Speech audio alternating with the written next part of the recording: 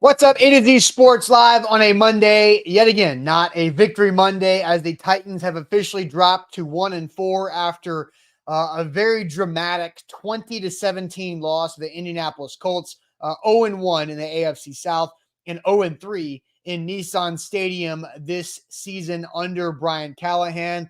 And a lot to get to. You want more zeros? How about 0 catches, 0 yards from Calvin Ridley on 8 targets? There are so Number many zero. things. Number Yeah, zero. number zero going for 0. Who could have seen it coming?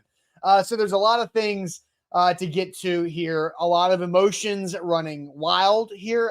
Calvin Ridley going absolutely viral across the NFL yesterday from his post-game rant that Sam, you were kind of the guy who was right there in front asking the question that had Calvin Ridley go viral. So we're going to have a lot of this and ask you guys if you think Calvin Ridley's fair or foul, but we also want to know what's the biggest reason why the Titans lost that game. Not a victory Monday, Jared. That's correct. Stizzy, good to see you. Bork says Zach didn't even want to show up today. Zach will be on tomorrow. His internet got set up at his house last night at like 9 o'clock. So he'll be back tomorrow. So we're going to have a good, strong show, and I will probably continue to go 0 for life in the age game to keep the theme going, as I will most likely lose the age game at the end of the show. So, Sam, welcome in. Going to be a fiery start for the week. Let's get it going. Yeah, we have a great show, obviously. A lot of stuff to talk about today. I get to give my thoughts on yesterday's performance and, kind of check in with all of you on how you're doing after another Titans loss and some fireworks, after the game. This Calvin Ridley story is absolutely, like you said, taking over right now. And so it's something that I'm really curious to see how everybody feels about now that we have had a night to sleep on some things, had a night to chill out. So it's going to be a great show. Before we get into it, everybody share the show. If you're watching on Facebook, go ahead and hit that share button in the bottom right corner. If you're watching on YouTube, take that YouTube link, send it to a friend, a Titans fan, an NFL fan. You don't want to miss this one, and you want to get as many people involved in the conversation as possible. So share the show before we kick it off, and don't forget to leave a like on the show as well on this beautiful, fine Monday morning, and unfortunately yet not a victory Monday morning. We haven't had a victory Monday yet. No, we have not. Let's get it over 6 officially. weeks, no victory Mondays. Maybe. Yep. All right, let's get it going officially. Welcome into A to Z Sports, powered as always by the BetMGM app. I'm Austin Stanley. He is Sam Phelan, one of our Titans reporters for A to Z Sports.com. And we are Nashville's on-demand sports talk network, going live weekday mornings at 8 Central Time on Facebook, YouTube, and Twitch. Links to the show segment by segment on our Twitter X timeline. That's at A to Z Sports. Also follow us on Instagram, TikTok, and Threads for more great Titans content. You got to thank our sponsors. They make it happen for us, and they help out all of you. Wilson County Hyundai. Make them a part of your new car buying process. See them in Lebanon or online, wilsoncountyhyundai.com. The Bone and Joint Institute, the region's destination for comprehensive orthopedic and sports medicine care. Farm Bureau Health Plans. Get better with your health coverage. FBHP.com/ATOZ. And we've also got TDOT. Be part of the solution to end littering in Tennessee across our state. Visit NobodyTrashesTennessee.com. I see more people saying, no, Zach. No, Zach. Yes, Zach does the shows after the Titans games. He will be on tomorrow. Zach recently moved. Apparently his internet got set up. I got a text at like 9 o'clock last night saying internet's working, but we haven't tested it yet. So we're going to do that. And Zach will be hopefully on the show tomorrow. But Sam, you were the guy in the locker room holding the camera in front of Calvin Ridley's face where that video goes viral. We'll play that video here in a little bit. But we always start off these shows after games asking the one-word question. Easton and I gave our one words yesterday. My one word was stale after that game yesterday. I just feel like this team is very stale right now. Sam, what would your one word be to describe the Titans' loss to the Colts 20-17 to drop to 1-4? Yeah, I don't love my word that comes to mind, but unfortunately it was the one word that came to mind while I was watching the game. Boring. Like I don't know if right. There's so many off the field things now, especially with the Calvin Ridley and like the disaster that was the game that is turning out to be this organization right now. So there's a lot of reasons to make the one word something that's super negative and upset. But Austin, I was just baffled at how boring things were and are and feel.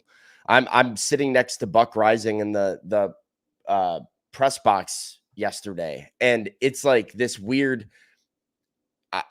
I was almost rooting for the Colts to score at the end of the game to take the lead because I said to Buck, they'll have to do something often. Like they'll have to try something if they go behind in the game. I was kind of like, if the Colts don't score here, the Titans are going to win, and the rest of the game is going to be handoffs to Tony Pollard, and they're literally just going to finish this game with checkdowns and runs in like the most boring fashion. And so at the end of the day, it's like, whatever it takes to win games, sure. I can absolutely subscribe to that. But when you're not winning games, and you're not winning games with a new head coach who is supposed to kind of give this offense a new identity, when you're not winning games with a quarterback that is not being able to take chances down the field, receivers who aren't making plays, a defense that's like kind of fake good, like good, but lucky good, and kind of not.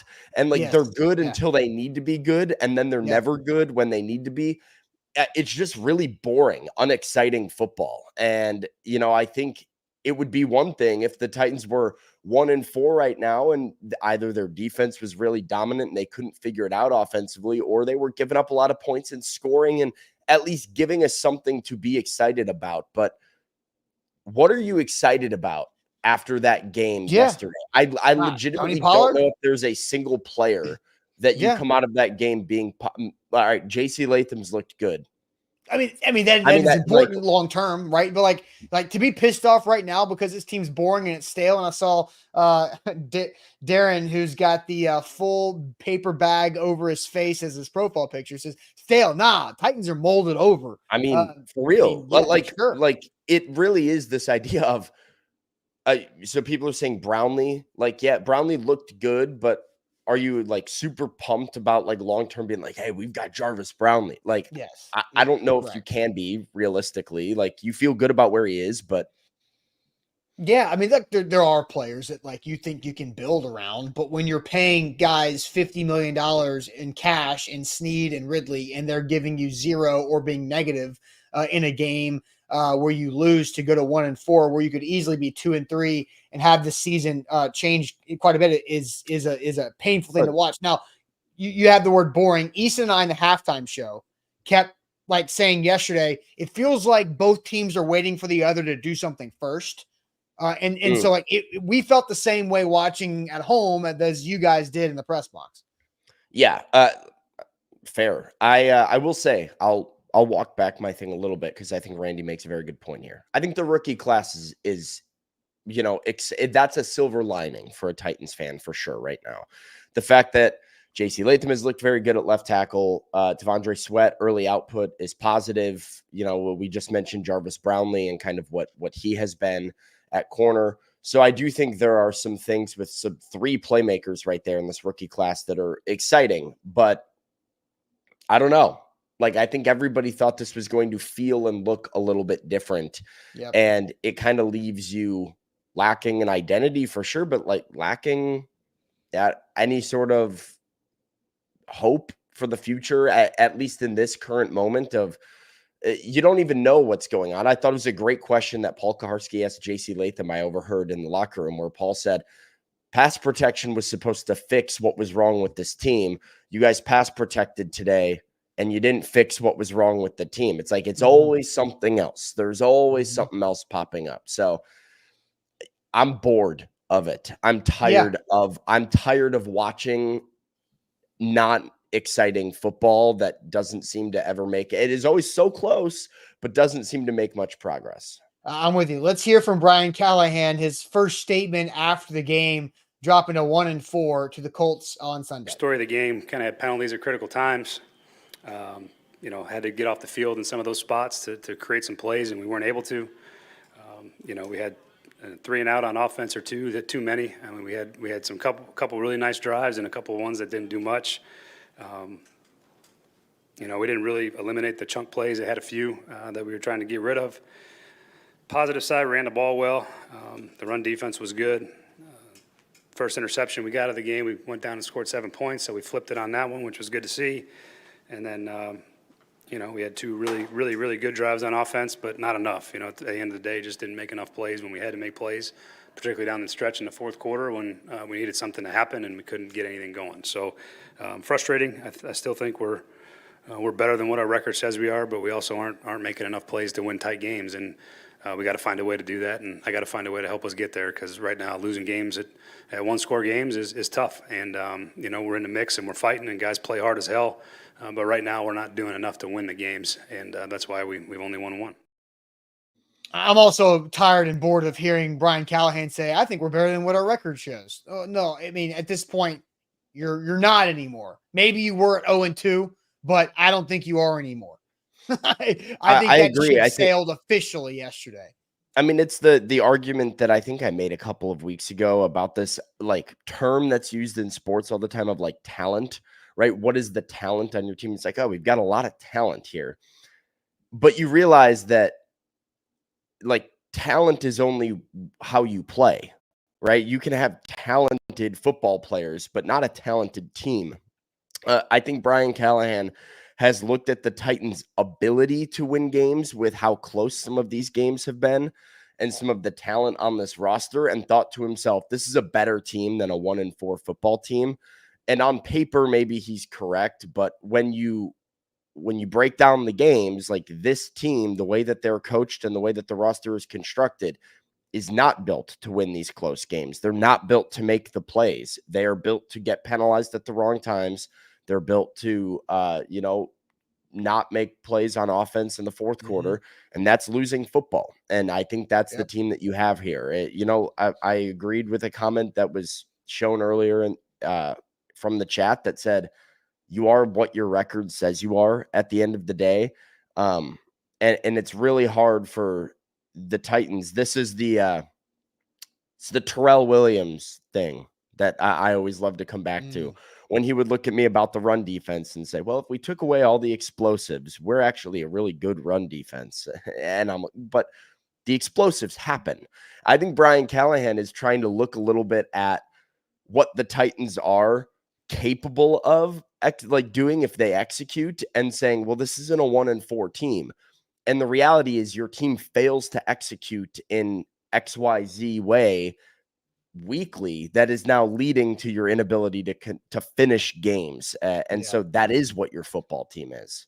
All right. A to Z Sports here live on this Monday morning. We have to get to this viral video, the Calvin Ridley video seen around the NFL circles now. Let's get to Sam, and his initially started as a one-on-one with Calvin Ridley, and then Calvin Ridley taking a lot of other comments and questions from other media. But here's the back and forth with Calvin Ridley, Sam, and other Titans media. They wanted to kind of make getting you targets and part of this offense a priority today, and to kind of not have it result in any catches. I guess what was kind of off that resulted in targets but no catches? I had targets in what part of the game I had targets? Fourth quarter, a lot of them. All right, then. So I need some in the beginning of the game, too, then. It's getting crazy for me. So I'm just, it is what it is. But I suck today. I got to be better. But I got to get the ball a little early in the game so I can be in the game and here with the team so I can play well also. Did you expect to get targets early? I don't know. We just, we trying to win the games. But Callahan brought up it is frustrating because you guys get in a groove and then you stall. You get in a groove and you stall. I mean, how important is it for you guys to kind of find that consistency? Just got to keep moving the ball. All 11 players move the ball to try to score. How frustrating was this kind of performance for you, especially maybe not getting incorporated like you said you wanted to at the beginning? Yeah, it's frustrating. Last couple weeks been frustrating. Got to get better. Did the game plan lack aggression? I mean, there were a lot of screens. Pretty good game plan. We just got to execute it better. Are you a vocal guy when you have maybe frustrations, or the fact that you want the ball earlier? Do you say something in the game, or do you kind of leave that for the week of practice? Yeah, I guess for the week of practice. Did you feel out of rhythm, or was it just the fourth quarter was late, like you were talking about getting the rhythm earlier? I don't know, man. It's been a little weird. You got to figure it out. When did the weirdness start, do you feel like? When did I get the ball? I was asking if it started before today. No, I'm just saying. When did I get it? Last week or 2 weeks ago, I guess? I'm just saying. I just got to be better and be better. Okay. Thanks, Calvin. Appreciate it. So there's Calvin Ridley. Really good stuff from you guys. It's more been a couple weeks. It has been since week 2 of the NFL season, which was, if I'm correct, September 15th is the last time that Calvin Ridley had more than 1 catch in a game. So now we are almost at a month because it is October 14th, and Calvin Ridley 0 catches, 0 yards on 8 targets yesterday. 5 of those coming in the fourth quarter. Sam, as you mentioned, let's go ahead and ask the question, because I know a lot of people have so many thoughts about Calvin Ridley and those comments there. Fair or foul? Calvin Ridley's frustrated locker room rant after the Titans loss. Fair or foul? I'll put up a YouTube poll, but fair or foul? Calvin Ridley's rant right there. You just heard after the Titans lost. But first, I'll tell you guys about Farm Bureau Health Plans. They will absolutely give you a fair opportunity to lower your health coverage rates and get better coverage at the same time. That's what Farm Bureau Health Plans has been doing for 78 years across the state of Tennessee. And they'll make sure that you do get the right opportunity, the right coverage for your situation, whether you're single, married, and with a growing family. Maybe you and your spouse are empty nested, needing that next level of coverage throughout life. They've got you covered. They can help you lower your rate and get better coverage. Don't pay out of pocket for the dental. Don't pay out of pocket for your contacts or your vision coverage if you need those. If you don't need vision, then don't pay for it. Farm Bureau Health Plans does a great job. They've done this with Zach. He saved 20% a month on his health coverage when he switched 3 years ago. My parents saved a bunch of money earlier this year when they switched to Farm Bureau Health Plans. You can do the same by getting a quote today using our link, fbhp.com/ATOZ. Today's show is powered by BetMGM. BetMGM is the sports book born in Vegas. Use the bonus code ATOZ Sports when you sign up with BetMGM. Get up to $1,500 back in bonus bets if your first bet misses. So if you're betting on the NFL or college football or, even the Major League Baseball playoffs with the NL and ALCS underway, do it with BetMGM. Use the bonus code ATOZ Sports for up to $1,500 back in the form of a bonus bet. All right, so Sam, ask fair or foul. I will have you go through the chat. Fair or foul for Calvin Ridley's post-game rant about not getting the football early in the game. Fair or foul? I put the poll up on YouTube. We'll give it a few minutes to get rolling for some data. But what are you seeing from the chat so far? Fair or foul? American Toff says fair. So does Justin, Brad, Kaz, and Rooney. We got fair from B Birds. Fair from Major Keys, Willie, Jack, Ramon, Darren. We got a lot of fair coming in, Austin. Just a lot of fair. Everybody is saying this is fair from Calvin Ridley, which, by the way, surprises me a little bit. Definitely not Ridley's fault. Fair, fair, fair, fair, and needed. Apollo says it was fair. Ashley says it was fair. Eric says fair. It's, dare I say, like a unanimous sweep. Not from quite. fair. There are some fouls coming. Yeah, Steve Jones finally says foul, but like this is Gene, Bork, William, Dion, Devin, NM Titan, No Way Play, Dre. Joshua finally says foul. Ridley sucks too. But wow, Austin, this chat is siding with Calvin Ridley here. Brian, foul. He was targeted 8 times. Got to spread the ball around, make plays when they come your way. And then Todd says a little foul. He dropped a couple that were catchable for him. So those are some foul ones that come with it. Let's see. I'm trying to find. Yeah. Okay. So those are the main ones that I wanted to get to that had some, Nick is a foul. Brandon says foul. You don't embarrass the team like that. That stays in the locker room. So maybe Brandon says his opinion is fair, but the way he went about it is foul, which I think is a fair way to bring this up. So, Sam, as the guy who asked the first question in this, are you fair or foul from Calvin Ridley? And what do you think about this? This is really interesting because my answer is not what I thought it would be. Okay. The more that I've thought about it, the further away from the locker room that I've gotten, the more fair I think this is from Calvin Ridley. When he first said it, I was a little shocked. I was like sitting there with my phone up being like, oh, whoa, hey, Calvin's throwing people under the bus here. But the further away I've gotten from it, the more that I think I'm kind of on Ridley's side. Obviously, he needs to be involved in the offense. He's a $92 million man. At no other stop in his career has teams just failed to get Calvin Ridley involved, like especially 3 weeks in a row. I don't think this is a Calvin Ridley ability type of thing. I think this is quite literally Titans' offensive game plan. Looking at Will Levis's passing chart, looking at the lack of vertical passing game and like their just refusal to push the ball down the field or do really anything that wasn't a screen or a run. It is rather baffling. So look, Calvin, some of the call is coming from inside the house. You have to catch the ball in the fourth quarter. You have to, catch the targets that are thrown to you. But I also hear him out when he says, I got to get in the football game instead of being, all right, now that we're desperate and need a touchdown, now we're just going to keep force feed you the ball and keep throwing you the ball. Yeah. Get your weapons involved early. Austin, I'm baffled standing in the press box, looking at Buck looking at me, and we're going, it's 3rd and 4.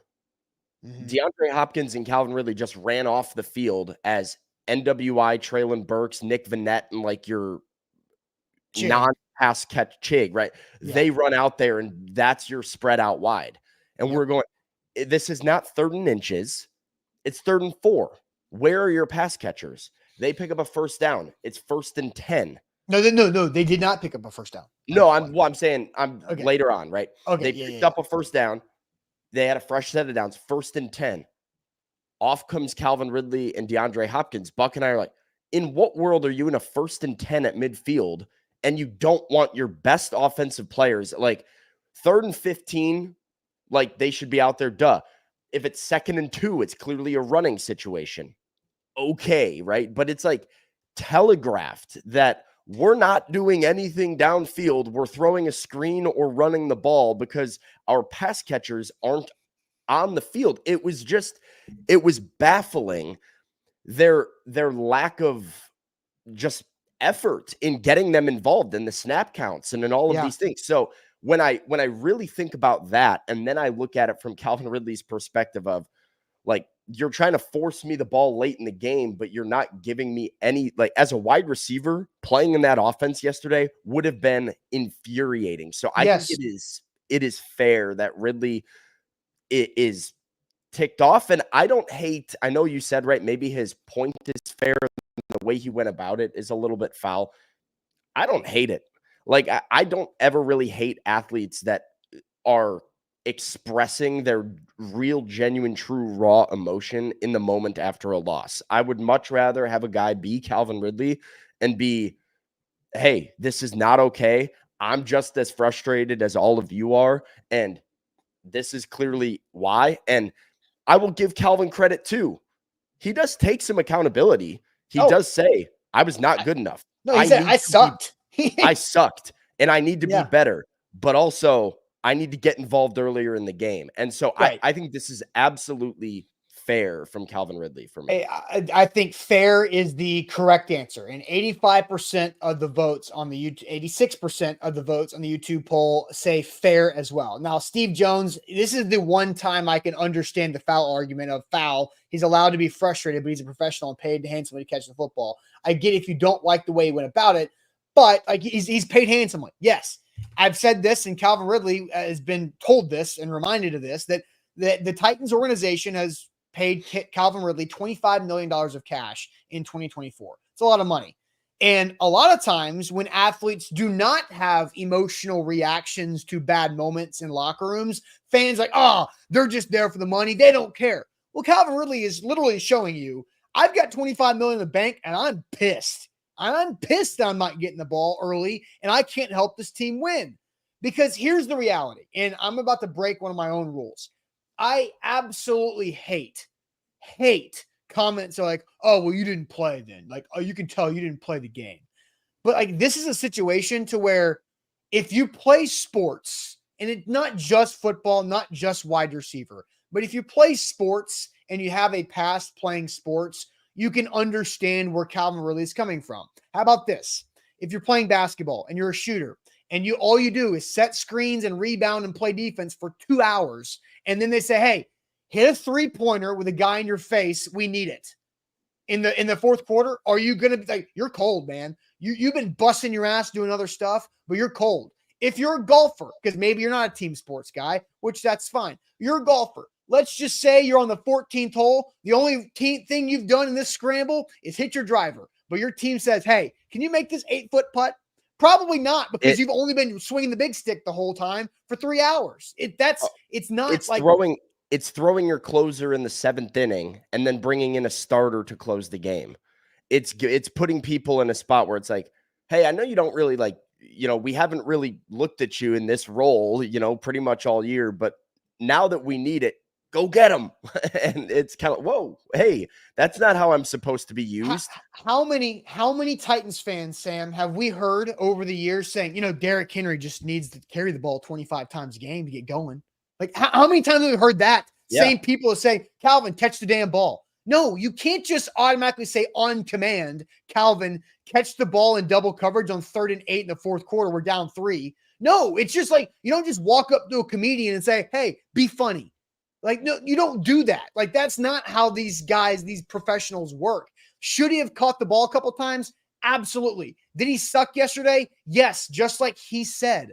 But here's what the Colts did. On the second play of the game, Michael Pittman had a catch. On the fourth play of the game, what'd they do? Josh Downs had a catch.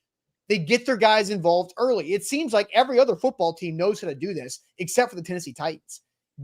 They ran 3 screens. It basically did nothing early in the game. And then it set up the NWI touchdown. Just give one of those screens to Calvin Ridley.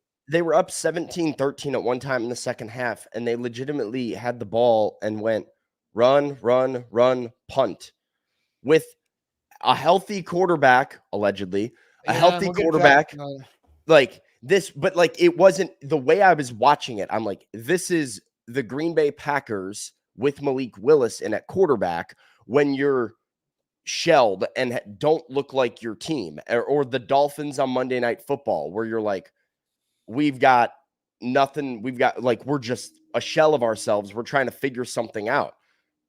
The Titans are allegedly at full strength on offense. Like, Will Levis is in there. You've got Calvin Ridley. You've got DeAndre Hopkins. You've got all your weapons. The only guy that was out is Tajay Spears, but like, Tony Pollard has been your primary back and had been killing it. And you just got up there and went run, punt. I'm so confused at how you're so okay with not taking any chances, not involving your wide receivers. Maybe you can help me here, because I did not get a chance to actually tune in to Brian Callahan's press conference, because the way that we broke this up, and this was the benefit of, me and Buck Rising both being there yesterday. There was a long wait for Brian Callahan to come step at the podium. And Buck and I kind of looked at each other and thought, by the time we get in the locker room, Calvin is going to be gone. All these guys are going to be gone. We need to talk to him. So I said, hey, you deal with Callahan. I'm going to go get Ridley right now. I'm going to go talk to Ridley. So I dipped out of Callahan's press conference. Was he asked about some of the personnel decisions that they made on offense? Because if not, I need to ask him today, because it blows my mind. Yeah, I don't recall about the Brian Callahan press conference, if he was asked specifically about that, but he does talk at 11:30 today, and that's definitely something that 3rd and 4, and these guys on the 3rd and 4, the Colts are throwing to one of Downs and Pittman in the first quarter. Here, the thing that's the most mad that I've been watching the Titans this season. That's saying a lot. Yeah. Is that it's 3rd and 4. You're down 7-0. You're a 1-3 at the time football team playing against a division rival, and you got $39 million of cash on the sideline. Like, I keep going back to how much cash they are paying these guys, because I'm guessing Amy Adams Strunk is more angry than I was watching it on TV. And like, I want to go back to something too, because you brought up the whole like run, punt, and other things that they're doing. I'm going to use a little bit of what Brian Callahan said on a podcast this summer. I don't remember if this was on the Ringers podcast, the Athletics podcast, or SI, because he did a lot of them over the summer as a new coach. He told a story about how Joe Burrow early in his career told Brian Callahan after a win, hey, I don't like run, pass on third down situations. Because it makes me uncomfortable. I don't like to have to throw it on third down if I haven't thrown the football early in that set of downs on that drive. It's the same thing. And Brian Callahan was, oh, okay. You learn your players. Calvin Ridley and most really good wide receivers need to get the ball early to feel the game. You got to feel the game. And so that is something that Callahan talked about with Joe Burrow. That's relevant here, right? Because you have to learn these players, and Calvin Ridley is one of the best players on the team. Here is what Brian Callahan had to say about the 0 for 8 on 8 targets for Calvin Ridley yesterday. You targeted Ridley 8 times. He didn't catch a single ball today. Yeah. Can you win without him being involved in the offense? No, we can't. We can't win like that. And you know, I'm sure he'll be the first one to tell you that it was disappointing, but he's one of our best players, and he's, we looked to him to try to make a play or two, and we didn't get it done at the end of the game. And we got to be better all the way around offensively. We just don't have enough consistency from series to series. We do a lot of things well, and then we stall, and then we do some more things well, and then we stall. And so I got to figure out the best way to get us out of those slumps, to get us a little more consistent, so we can put together more scoring drives. Because again, 17 points a game is not going to, it's not going to win you many games in the NFL at this point. What's happening specifically with him?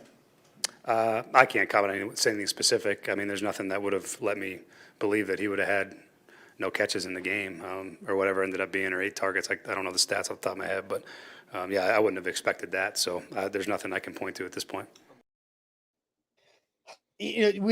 How many times was a Titans employee asked last week about the involvement of DeAndre Hopkins and Calvin Ridley, and they're on the third play of the game, they're on the sideline on 3rd and 4.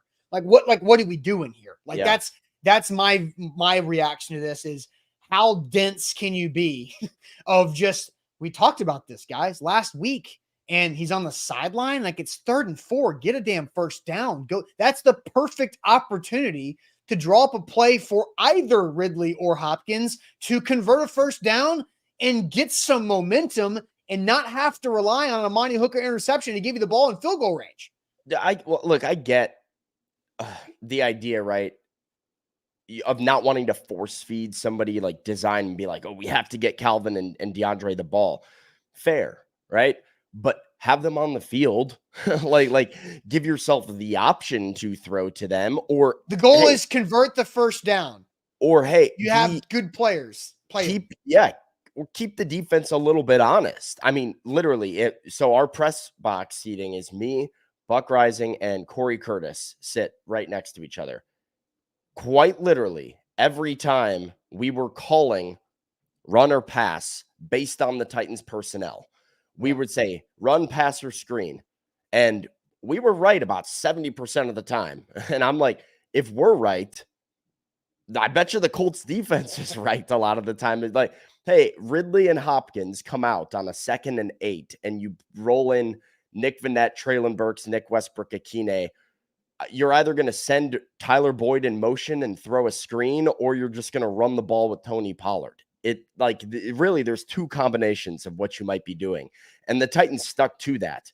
Well, what was the whole reason for getting rid of Derrick Henry? What was the whole reason for shifting your offensive identity in your personnel? This idea of predictability and dodging it, and not wanting to telegraph run or pass based on what running back is in the game and who's coming out there.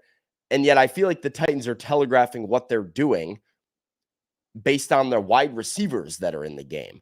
When Callie and Nick Holtz have been asked about why Hopkins maybe isn't playing a ton of snaps on offense, they've referenced run blocking as a reason why, and been like, well, we feel good about Traylon and Nick getting in there as run blockers. Well, now we know that every single time it's Traylon and Nick in the game, you're probably doing something that you need to use them as blockers instead of Hop can run run around. block fine enough to let him like play. Like Ridley is not that bad of a run blocker. Like they can do it. Keep them honest. That's like You, all you, know, I'm you know asking. how you know how either one of those guys can have a good run blocking rep. Run a go ball. Making no. catch. It's just you can run the ball at Tony Pollard. You got have Ridley line up, and if you can identify they're in man coverage, have Ridley just bust his ass off the line 10 yards and watch that corner run with him. That's the best run block you can possibly have. Yeah. Right? That guy's not in the play anymore. He's chasing you, right? And so it's not that hard, guys. It's not that hard. The Titans defense, the Titans offense, is big braining themselves into 1-4. Like, what are they doing? I don't have an answer for it. That's what I'm trying to figure out with like some of the decisions that are being made. It's why at the end of the day, coming back to our initial question, I kind of stand with Calvin Ridley. Like I'm kind of with it. And had he been, I think he towed the line, right? Because he started maybe a little not great with his comments, like immediately being like, well, I need more targets, right? Maybe not the best optics when you're looking at an 8-target game. You want to play it again? We can play the short version of this. Yeah, again. but let's listen. Everybody listen to how Calvin, I think he has this emotional reaction and and what's not cut, by the way, you cut it out. The question before is talking about the Will Levis interception down the sideline. This is the first question asked to Ridley.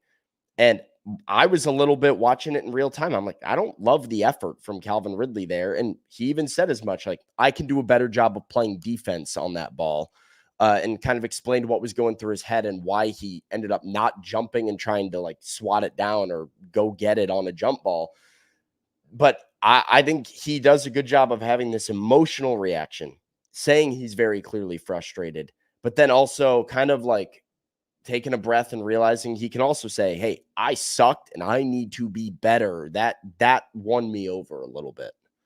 They wanted to kind of make getting you targets and part of this offense a priority today, and to kind of not have it result in any catches. I guess what was kind of off that resulted in targets but no catches?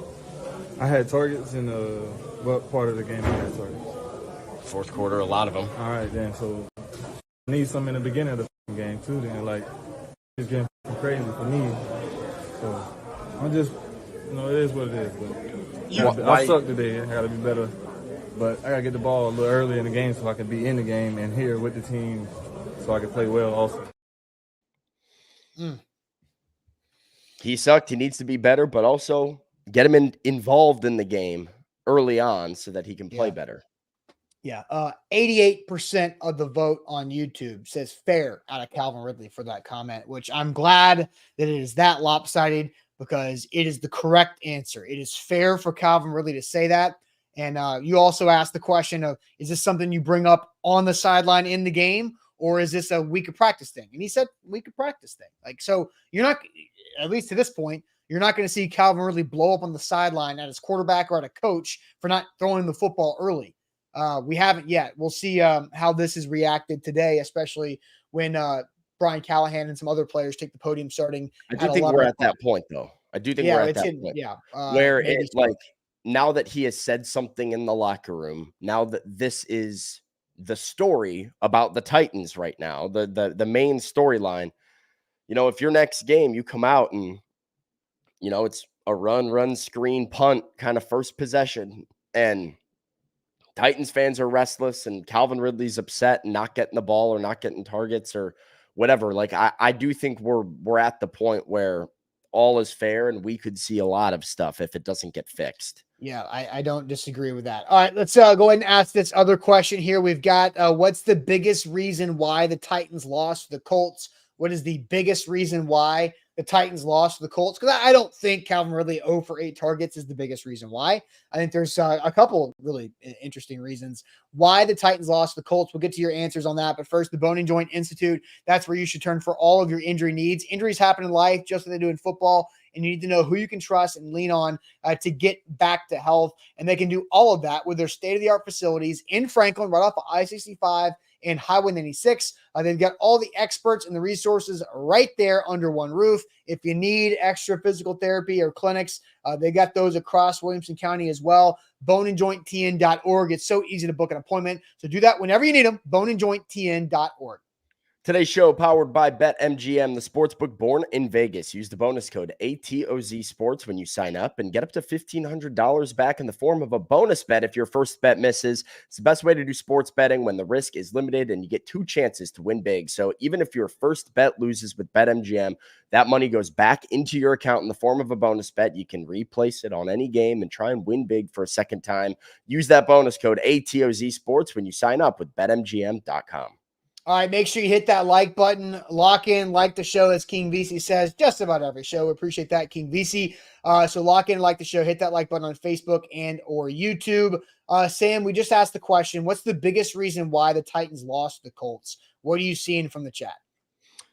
Let's see, going back up to the top real quick, I'm seeing coaching from Jorge. I'm seeing timidness from Darren. I see conservative play calling. I see the passing offense. I see Will Levis.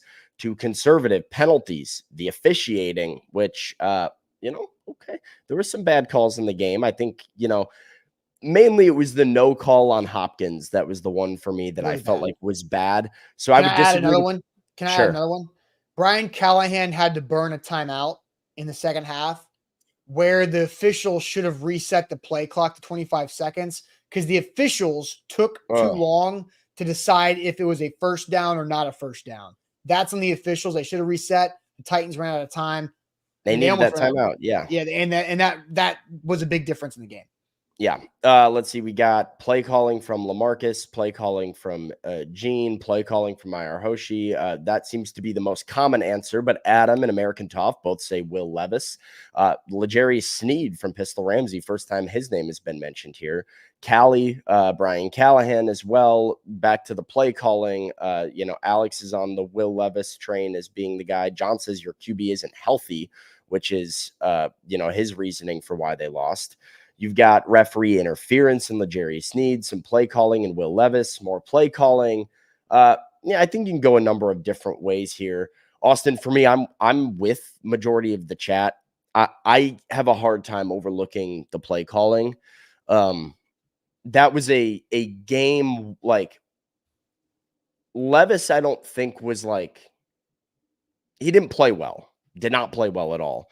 But I don't think it was super detrimental, mainly because I don't think they really asked him to do enough, if that makes sense. I don't think the offense was just boring. The same thing we've said about Calvin Ridley being asked to win the game when you have to have it can be said of Will Levis. You had him check down and throw screens for 3.5 quarters. And then late in that fourth quarter, you were like, all right, well, go sling it. Go and it very weird. I have said from week 1, by the way, I didn't love Brian Callahan's approach to Will Levis and his idea of efficiency in passing or in completion percentage being something that's important to him, because I think it takes away from what Will Levis does best. I think when you are a coach in football, your mindset should be, how do I cater to what my guys do best? And Brian Callahan has done the right things in saying that. He has said, I need to learn what these guys do well, and I need to really cater to that. And but we have seen in that second half of that Chicago game, in this game yesterday, this idea that Will is going to just take what's there. They've even got Will believing that he's asked, why are you not making special throws down the field like you did as a rookie? And Will says, well, maybe some of those throws aren't needed. Maybe I just take what's there for me and make the easy decision. Well, those easy decisions aren't netting you any yards. It's giving you 80 passing yard games that don't really lead to any sort of productive offense. Why do you stall out? This was something that we talked about with Mike Vrabel all the time as well. Why do you continually stall out and don't put consistent enough drives together on offense? Because you're picking up 5 yards a play and need to have 15 really strong plays to drive down the field. which Yeah. is ridiculous and absurd. And eventually you're going to get behind the sticks and something's going to go wrong. Make it an 8-play drive by creating an explosive or two. And they're not doing that. And so I have to look at the play calling, and you have to maybe just realize, hey, we're going to let Will take a couple more chances. Will's going to throw an interception or two. There might be a mistake that's made here, but we're also going to create bigger chunk plays for our offense that lead to more sustained scoring drives. So I look at the play calling. I don't think they're playing to Will Levis's strengths right now. I think with the way that they ran the ball yesterday, there's absolutely no excuse for them not to incorporate play action shots more into their offense. So it's the play calling and the timidness from Brian Callahan for me. I think the play calling was bad yesterday. I think Will Levis was bad yesterday. I've seen some people bring it up in the chat. 3.5 yards per pass per drop back. Anthony says 3.5 yards per drop back, not including sacks, is pathetic. Well, he didn't get sacked yesterday, which is crazy, but he threw for 95 yards on 27 dropbacks. It's pathetic. Like, I feel like every time if you look at his passing chart, he completed like everything within 5 yards of the line of scrimmage. Like, I think he had one incompletion less than on his shallow the problem passes. is there's also no yak opportunity. Like, every time Will Levis throws down to the flats, there's a zone defender, bang, right there to take out the knees of whoever catches the football. It's like he only throws the flat ball into a guy sitting right there to make it a 2-yard gain, happy 2nd and 8 or happy 3rd and 7. Like, it's the offense is broken. And I don't know. I don't think Will Levis is very good. I've been very strong about that. But now I'm questioning Brian Callahan's ability to elevate Will Levis and if this is the right pairing of quarterback and head coach. But I also don't think that's why the Titans lost the game. That's not the biggest reason why the Titans lost the game. It's L'Jarius Sneed. That guy sucked yesterday. L'Jarius Sneed was the worst player on the field. Yeah. Huh? He was a problem. I'm not saying, I wouldn't know if I would say it was the reason, but it was definitely a reason. Sam, he gave up everything. And he's lucky he didn't give up more. Yes, he's been lucky the whole year. I mean, he should have given up 3 touchdowns to Tyreek Hill on the one time they won the game. Listen, play the clip. Play the Titans at 2 clip. Play the morning show clip where yes, I said I wouldn't trade for him or give him a big contract and didn't trust it. Play the clip.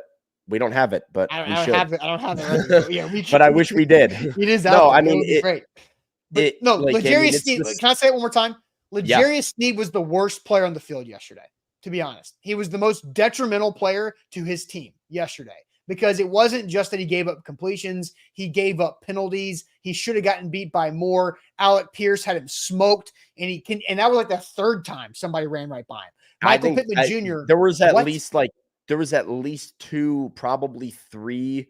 One from Alec Pierce, one from, I don't even, somebody, one of their their 4th receiver in the first drive of the game, where it was somebody wide open behind Sneed that Flacco just missed him by a yard, or the ball got dropped, or just something happened. Wasn't it Ashton Doolin? Yeah, Ashton Doolin ran right by him and was wide open. Yeah. Yes. Ashton Doolin was exactly who it was. And Alec Pierce had 0 catches on 4 targets, but he drew a 40-something yard penalty on Sneed. And Vanessa says they are exhausted. No, Vanessa, Sneed's getting smoked in the first quarter, the second quarter, the third quarter, the fourth quarter. I do think the defensive line was pretty exhausted later in the game when they were, out there the whole time and the Titans were going run, punt. But this was not a exhaustion thing because, like you said, the first drive of the game, this was happening to L'Jarius Sneed. Yeah, and so it's also the thing with Sneed is he gave up the big play. He Sean Murphy bunting himself against the Colts last year, right? Where he gave up the big pass interference to set the Colts up to win the game with a touchdown pass to Michael Pittman. We saw this thing in December, right? And then he gave up the jump ball to Michael Pittman. And then when Brian Callahan decides to punt the ball on 4th and 7 with just over 2 minutes left because he's got the 2-minute warning and 2 timeouts, he says, "Get a stop, defense." And L'Jarius Sneed allows Michael Pittman Jr. to catch the ball right in his face again A very injured Michael Pittman Jr., by the way. Yes, like a guy a guy's who is in a lot of pain, like playing who was football considered to be going on injured reserve and then played and smoked you in the two biggest plays of the game. That could have been the two biggest, so L'Jarius Sneed is the biggest reason why they lost. Because how about this? Because the Titans defense, like you said earlier, are they good? Are they fake good? I don't the crazy thing is they are good. They only allowed 269 yards of total offense. They're very untimely good. Because they gave up good. 5 first downs from penalties, whether it's a pass interference, an illegal contact, a hold, wiping off 2 interceptions, or Sebastian Joseph Day hitting the quarterback in the face. They're giving up so many first downs by doing dumb stuff to hurt the football team.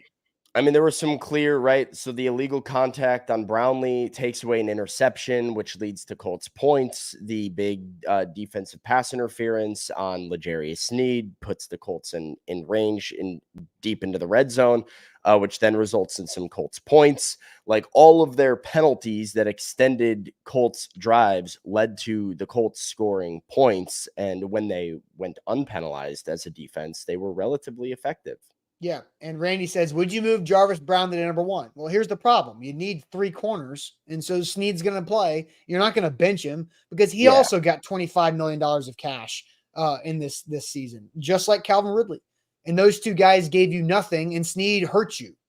It is this idea, right, that if the rookie class is, like we said off the top of the show, the silver lining for the Titans fans to be pumped about, the free agent class is a real issue because these guys have not been good, and you just cannot have big money players who are on guaranteed contracts who you gave up a 3rd round pick to trade for to then also give a big contract. You can't have these guys be so detrimental to you. It's one thing if you're losing a game because Trey Avery is out there getting burnt because Chido Awuzie is hurt, right? That sucks and it's frustrating, but it's Trey Avery going out there, right? Hey, you don't have many wide receivers. You're trying to work the ball into Treylon Burks and it's not going, right? We know what Treylon Burks' role is on this team because he's going out trying to block punts. That's the reality of the situation. But when it's the big money guys, when it's the guys that you were counting on before the year to be the rock that stabilize the rest of this roster, that's very, very, very concerning and not really something that you necessarily have an answer for. Yeah, Lloyd Cushenberry, as Jody says, has been good. So is Kenneth Murray to an extent. So those guys have been positive. Quandre Diggs, I think, has been very good. But the big money guys, the guys that really count are the guys that are letting you down so far. Bearded Kuno says Brownlee penalty was just as big as Sneed's. I mean, but they're completely different. Brownlee's penalty was an effort penalty. Yeah, I don't think they're not the same. Don't think they're characterized the same. They're not just as big because one was 3 points and one led to 7. So math tells you that. But it was Brownlee was making an effort play on the football. Sneed's penalty was because he got beat down the line. Yep. And they're very different. Agree. Big difference, right? Illegal contact because you're getting physical as you go up for the ball is different than I just got burnt 40 yards down the field and I have to commit a penalty to avoid a deep touchdown. Those are, Jarvis Brownlee didn't have any of those. And you could also argue that the Brownlee penalty was a little bit soft. The Sneed penalty I thought was very much the right call. Yeah, and there was Amani Hooker on the second interception that the Kenneth Murray pick, the tip ball. He definitely got the early look. The Titans earned 113 yards. I'm not going to there's a difference again. Amani Hooker, you're there a half second early. Yeah. It's absolutely a penalty, but I'm not mad at you for it. I'm you're trying to make a play and you're trying to make a play and create a turnover. If it doesn't get called, you created a turnover, right? But when you are forcing yourself into deep penalties because you're bad at the point of attack, which is right at you're getting beat off the line of scrimmage, that's where those penalties are really, really inexcusable. Scott says that the PI on Kenneth Murray was BS. I think that was pretty ticky-tack as well. But for the most part, the Titans deserved their 113 yards of penalties on 11 penalties. So, all right, let's get to some super chats because we got a lot of people. We're still answering the question. What was the biggest reason why the Titans lost that game yesterday to drop to 1-4? We'll get to that. But first, let me tell you guys about T-Dot and our friends at T-Dot. Be part of the solution to end littering across the state by visiting NobodyTrashesTennessee.com. 88 million pieces of litter on our roadways, and we can all help by cleaning it up. Recycling is important, but just not littering is really the main thing. So just don't litter. Tarp your trucks if you don't let it fly out the back, because that's a lot of the incidental littering that happens. You can also pick up litter when you see it, or have you and your kids that need some volunteer experience to help out the community join up for one of these organized cleanups by visiting NobodyTrashesTennessee.com. Again, the cleanups are organized. All you got to do is go on the website, sign up, and then show up, and then help out your state. Keep Tennessee beautiful. We can all be a part of it by visiting NobodyTrashesTennessee.com. Today's show powered by BetMGM. BetMGM is the king of sports books and the sportsbook born in Vegas. Use the bonus code ATOZ Sports when you sign up. Get up to $1,500 back in bonus bets if your first bet misses with that bonus code. Whatever your first bet wager amount is, that money goes back into your account in the form of a bonus bet if your first bet misses with BetMGM and BetMGM.com. All right, so what was the biggest reason why the Titans lost that game? There's a lot of reasons. I think L'Jarius Sneed, because of some very key plays. Sam said play calling. I agree. I mean, it's not an obvious. It wasn't like earlier in the season when you're pointing to like four plays against the Bears is why you lost. But ultimately, you are looking at this team as well, and you know there's a lot of issues because every game seems to be a different issue, right? You look at the Bears and you say, well, Levis can't turn the ball over like that. True. Issue of that game. Another game you might look at and say, well, they have to pass protect better. They can't allow Levis to get sacked 8 times. True. That was an issue of that game. And then you're looking at a game where, you didn't have an egregious turnover. You didn't have any sacks. You ran the ball well. And now it's play calling or, your number one cornerback that you paid big money. And when a team has that, where it's like, it's always something else, that's when you have to say maybe it's not a good football team. Like it across the board, they just have issues that are going to pop up time and time again. So, all right, so let's get to some super chats. There's a couple that are going up against what I said. It's really from one guy. Kicker the King says, "Can we stop this nonsense? Defense is top 5. Sneed is not the issue. The offense needs to score more than 17 points. Vrabel here would make zero difference." I don't know about the Vrabel part, but he says Sneed is a top 5 corner this year. It all starts with the quarterback. The game plan yesterday was basically don't play to lose. And even though the defense bails out Will, he can't get it done. By the way, Watson is better than NPF. A lot of stuff in there. Watson better than NPF. Yes, except for false starts and holds. But like the thing about this is that L'Jarius Sneed is a top 5 corner based on what? Because I have seen at least 5, maybe 6 times that an inaccurate throw has saved L'Jarius Sneed from giving up a touchdown. And L'Jarius Sneed gave up 0 touchdowns last year with the Chiefs and gave up the game-winning touchdown to Michael Pittman yesterday in the end zone on a jump ball where Pittman, again, very injured and very much in pain. Probably shot him up with a bunch of stuff because he played like he wasn't in a bunch of pain. But like, L'Jarius Sneed has not been good. He's been lucky. He's had a real bad year. He's had a really bad year. Bad start to the year that I can't really, he was very good against the Bears. Like he had a good game against the Bears. Part of that maybe was like the dysfunction on the Bears offense in that first game where, Keenan Allen dropped a touchdown in that game, but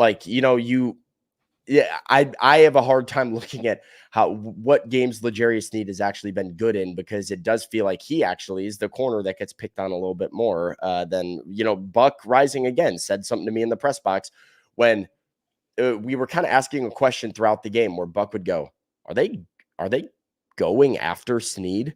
Like it started to feel like they are actively going to whoever L'Jarius Sneed is guarding and not bothering with Jarvis Brownlee. And then they throw that ball to Pittman to convert that first down that you talk about. And Buck said, by God, they're literally just going at whoever L'Jarius Sneed is guarding, and it's working. He has no answer for them. It was bad. So, it was very bad. Yeah, I cannot get on with the idea that he's been a top 5 corner. That's not true. No. No, not at all. All right, super chats. Michael says, had a trade deadline dream, first football dream of my life. Man, that's crazy. I have a dream every draft season. The Titans trade Ridley at the deadline, more like a nightmare, and it felt real. Calvin Ridley is untradeable. Yeah, I don't think he's getting traded. I think DeAndre Hopkins is getting traded. Ugh. Or could get traded at least. Like, DeAndre Hopkins. That's the other issue with like trade deadlines coming around, and it's like, who the heck do you trade? Yeah, because the guys that you just signed. I just have a take just came into my brain, but I'm not going to say it out loud. Yes. No, I'm not. I promise I won't say it. I don't even know if I want to say it out loud. I just had we'll talk about it after, just to make everybody mad, just because everybody's pissed right now. And Sam's like, "Ooh, I have a great take, but I'm not going to tell you." I don't know if it's a great take. It's a take. It's certainly a take, though. I think great takes are interesting takes at times. Bustin Diamond says Mike Vrabel was right about Rand needing a co-GM because his decision making with the bundle of money we had. And the coach hired not looking good.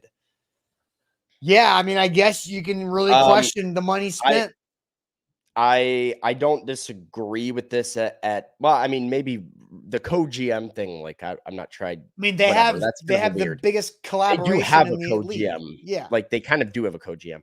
Right. I would say though, nobody is above criticism or a potential hot seat at this point, right? Like you do have to look at like one, if Levis continues to not develop, you have to look at the general manager who drafted him.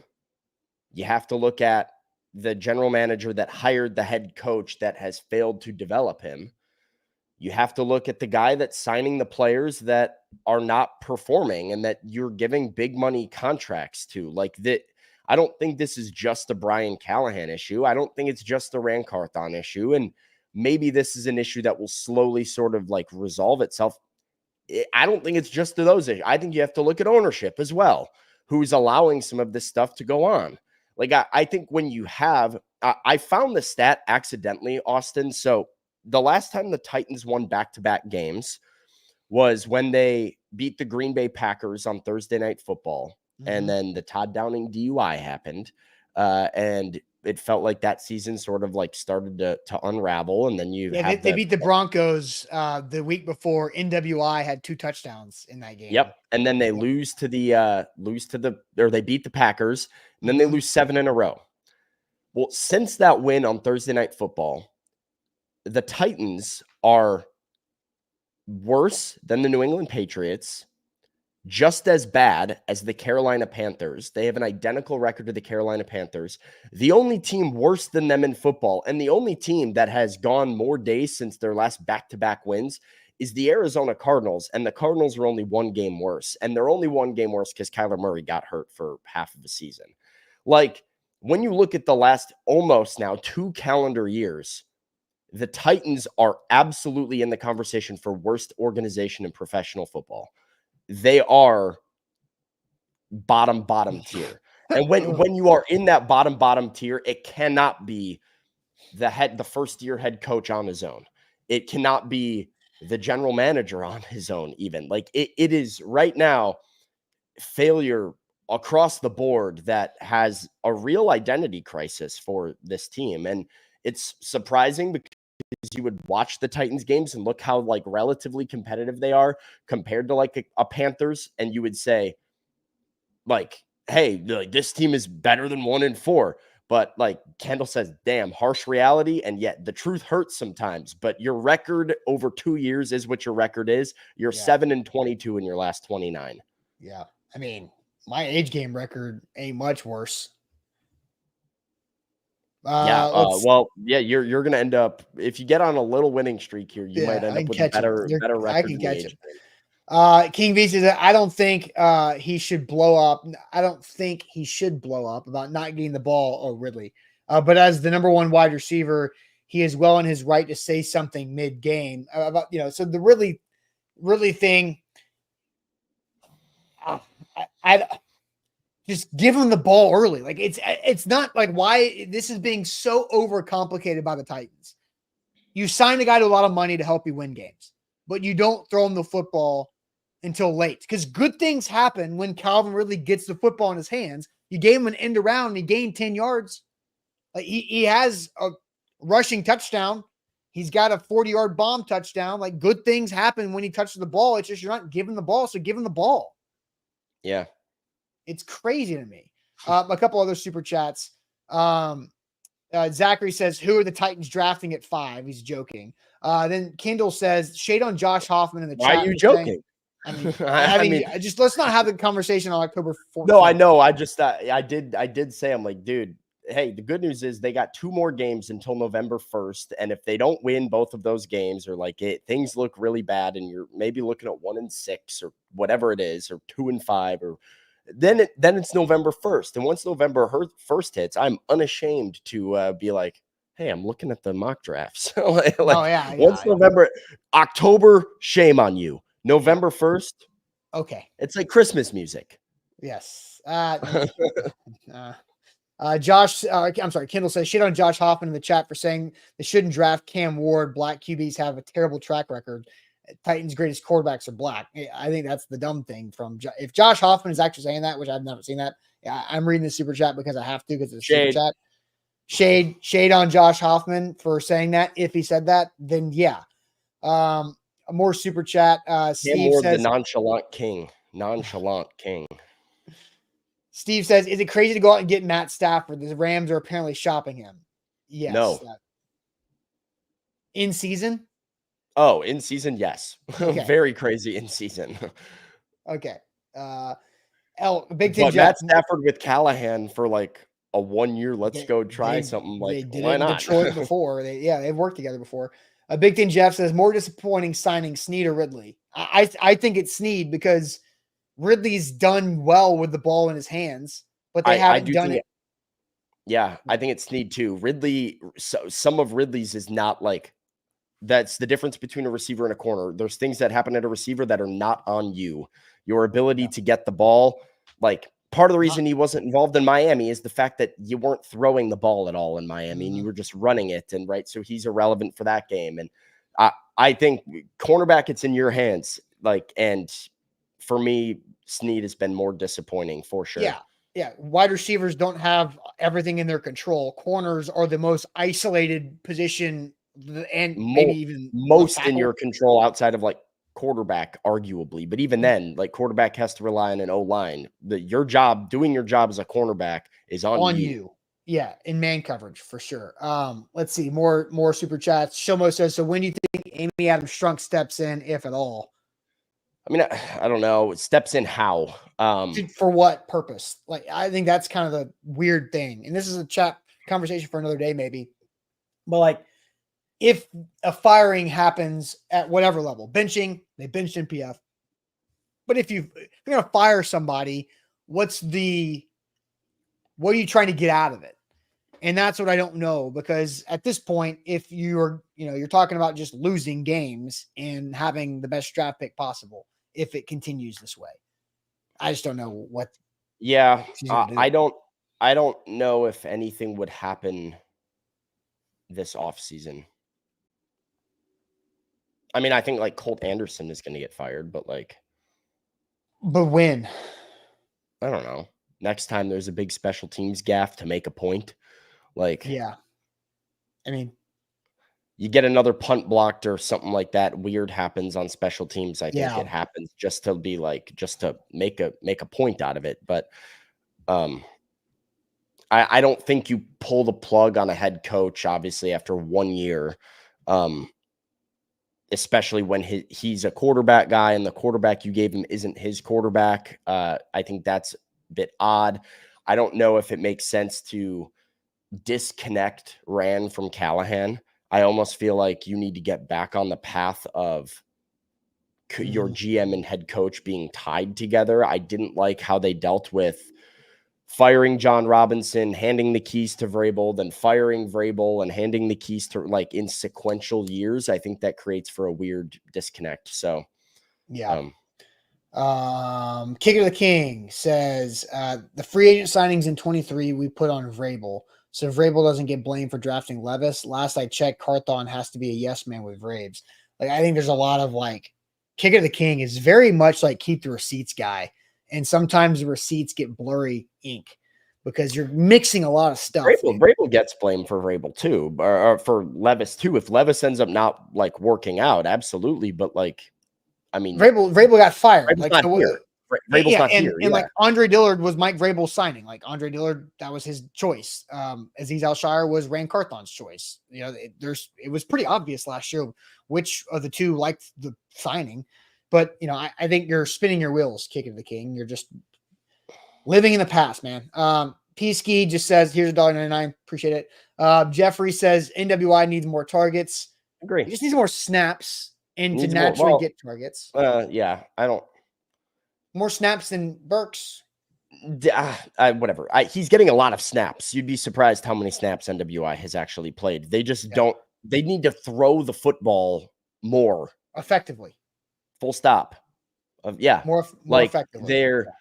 I don't want to sit here and be like NWI needs more targets because DeAndre Hopkins needs more targets, and like there's layers to there's levels to this. You know what I mean? But I mean, I do think NWI is good and could stand to be more involved. Hashtag QJ says at least the next head coach is in house. Said Denard Wilson. That's what I was thinking. Denard Wilson. The only guy that makes sense would be Denard Wilson because he's actually good at his job. Yes, because he's not. I think Denard Wilson is very good at his job. I think he's agree. A very, very good defensive coordinator. Don't let Kenneth Murray guard Josh Downs in the slot man to man. But I don't know if I love the idea of like a defensive minded head coach right now. Yeah. Like especially if you're looking at a new whatever, but like I love Denard Wilson. I'm a big Denard Wilson. I like his defense. Make him the defense lifetime contract as defensive coordinator. I'm cool with. Yeah. You're going to pay him enough money to keep him in. So QJ is correct in Denard Wilson. Mike Sanders just says, need Sam to give the Titans some of that team gotta winning juice. Any win comments? Streak, baby. I mean, hey, we're on a win streak. We have won 2 in a row far more recently than the Titans have. So no lies were told.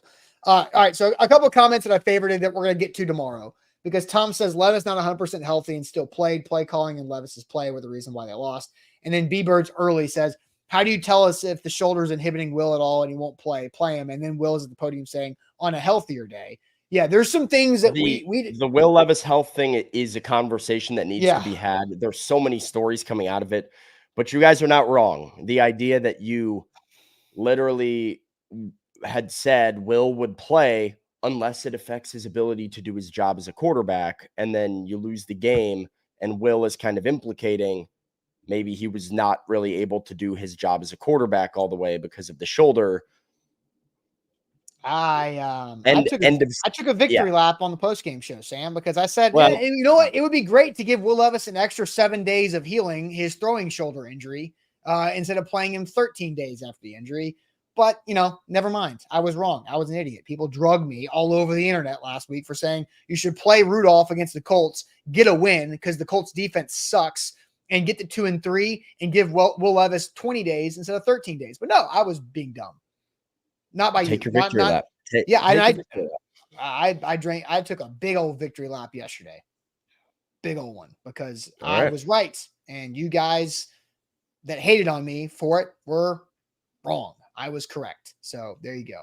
And Maserati Mac, yes, you're correct. Some of you guys agreed with me, saying you liked my idea. I mean, I don't know if you fully agreed or disagreed with it, but you understood the logic. Just hard to the crux of the Levis injury is difficult because it was such a difficult injury to assess because he can throw the ball and look okay throwing the ball, and you don't know how comfortable he is in his brain with doing that or how he feels.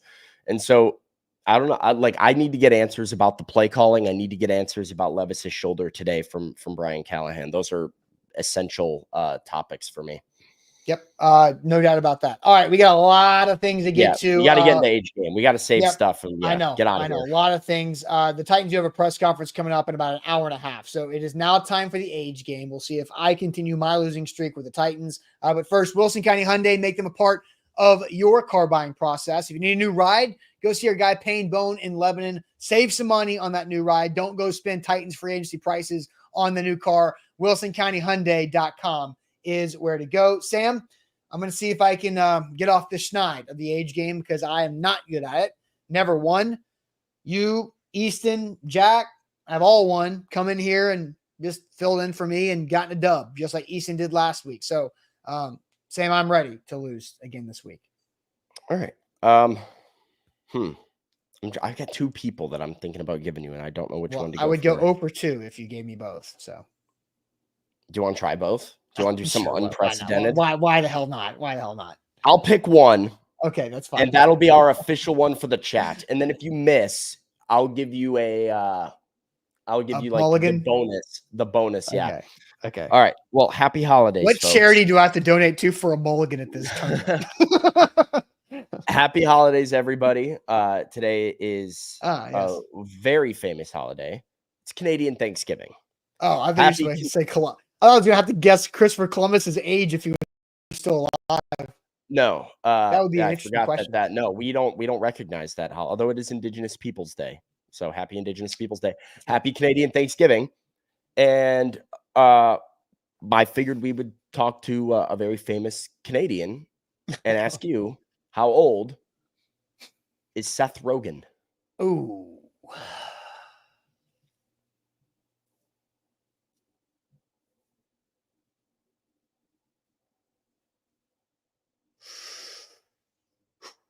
Seth Rogen.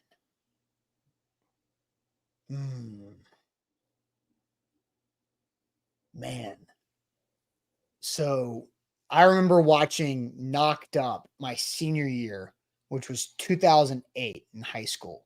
And he had to have been in his mid-20s at least. So he's got to be like 7-ish years older than me, which would make him 41, if that's that math. I think Seth Rogen, I'm going to say 42 years old, Seth Rogen. Okay. We are going to go to the chat. Chat's been flying in with the answers here. Corey says 48. Incorrect.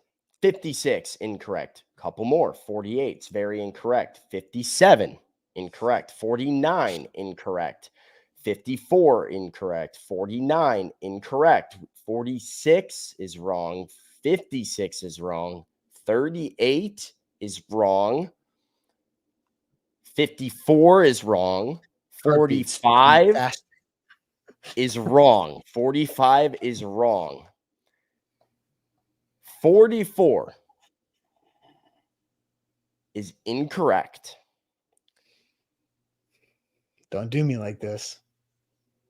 Scott Weaver at 43 is also incorrect because Seth Rogen's 42. He's done it. He's done it.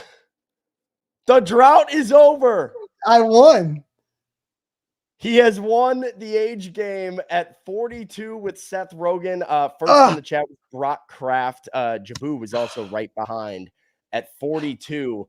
I thought you were about to come in at 41, and I was going to, like, it was just, like, it was bedlam if you came in at 41 and it was 42. Wow. That was, I don't know. I'm very proud of my call on that, by the way. I felt like that was very Regis Philbin, the answer heard around the world, kind of with Austin's age game victory. Remember where you were. Yeah. The other person, by the way, was Justin Trudeau, Canadian Prime Minister. I have no idea who that is. That's crazy. So I'm all right. Well, glad it was Seth Rogen. Then you got it right. I don't know what to do anymore. Now what do we do? What do we do? Like, look, we have to switch the game. I feel like now we have. Thanks, dude. Appreciate that. How about that? This is a historic moment. I do feel like the Tuesday show topic, end of show topic, we just need to change it to a different game. Monday, you mean? Oh, sorry, Monday. Yeah, Monday. Duh. Whew. Man, because I don't know how we move forward from here with I am like this is like when the Vols won the national championship in baseball. I was like, I just sat in silence on my couch because I didn't know what to do. This is the same feeling that I have. You just won a national title. Yes, like I I did it. Like now what do I do next? Like I can do anything. I mean, I might, Well, we'll find out because we're now accepting. All right, here we go. A to Z Sports on Twitter or my Twitter or Austin's Twitter. We are now accepting suggestions for a new game to play on Mondays after the show. Good job, Austin. Everybody congratulate Austin. I think here's the key. Like you gave me somebody that I knew and like that I could really get That's close. been the problem the whole time. Yeah, I don't know these. Like, who was new. the guy? Justin Troubadour? Who? Justin Trudeau. He's like a top 10 world most famous politician. Yeah, I don't know who that is. Like, why would I know who that is? International politics, I feel like you would know like Putin and Justin Trudeau would be like the two ones. I know Putin. I don't know Trudeau. I have no idea who that is. Like, there have been so many people that you're like, how old is what's his face? I can't even get like. Do you know who Alexandria Ocasio-Cortez is? No, I don't. That's interesting. Okay, Who? wow. AOC, you don't know AOC? Is your only AOC Aiden O'Connell? I know who Aiden O'Connell is. He's the quarterback for the Raiders. But you don't know the other AOC. I don't know what you mean by AOC. That's crazy. See, all right. The president of Canada? No, that's Justin Trudeau. Oh yeah, I don't know who that. I don't know who the president of Canada is. Like you can learn a lot about my personality in my current like day-to-day life by asking me if I know who people are. I don't know who anybody is. Okay. I think this is nuts. I feel like I'm the cultured person here. Yeah, I don't. Chat's going to give you a hard time, but that's fine. Look, I'm one. I don't care. Bring it on. I'm a winner. Caps is right. At the end of the day, you not knowing some of these names maybe means that you're just less like involved in it than the rest of us, and therefore probably live a happier life than the rest of us. AOC? What are you talking about? It's an American politician, like one of the top, more recognizable American politicians. Yes, I know who Barack Obama is. Like, if you like, there is something like I don't know things, a lot of things post like 2016, 17. Like when we started A to Z as a company, that is when I stopped knowing other stuff. Okay. There's a pre 2016. I know things. Post 2016, I don't know stuff. Your political knowledge is probably names that you've heard in the presidential, like you know, like the candidates. You probably know Bernie Sanders. You know Bernie Sanders, right? Yeah, of course. I was gonna say, like, you gave me a blank stare. I was like, no, Austin, this one's gonna be really bad if you don't know Bernie Sanders. Yes, I guess I do. Okay. You can name a lot of things. Like you could ask me where guys would play college football, and I'd be all over it. But I don't know anything about anything else.